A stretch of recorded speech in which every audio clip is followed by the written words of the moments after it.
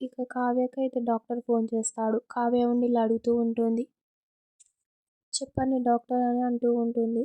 ఇంక డాక్టర్ ఉండి ఏంటి మేడం చెప్పేది? ఆ జ్యూస్ ఎవరిచ్చారు మీకు అని అంటూ ఉంటాడు. ఎందుకు ఏమైంది డాక్టర్ అని అడుగుతూ ఉంటుంది కావ్య. ఆ జ్యూస్లో ఏం కలిపారో తెలుసా మీకు అని డాక్టర్ అంటూ ఉంటాడు.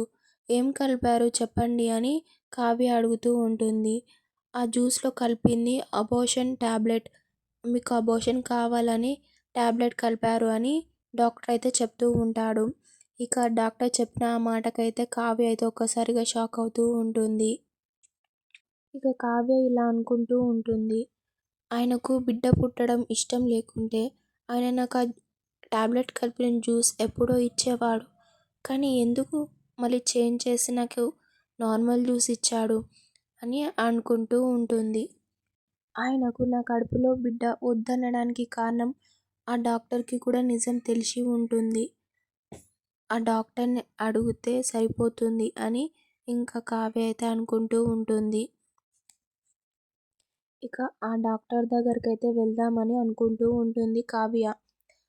ఆ డాక్టర్ దగ్గరికి వెళ్ళి కనుక్కుంటే నిజం మొత్తం బయటపడుతుంది. ఆయన ఎందుకు ఇలా చేస్తున్నాడో, ఎందుకు పాపని చంపాలనుకున్నాడో అని నిజం మొత్తం బయటపడుతుందని అనుకుంటూ ఉంటుంది.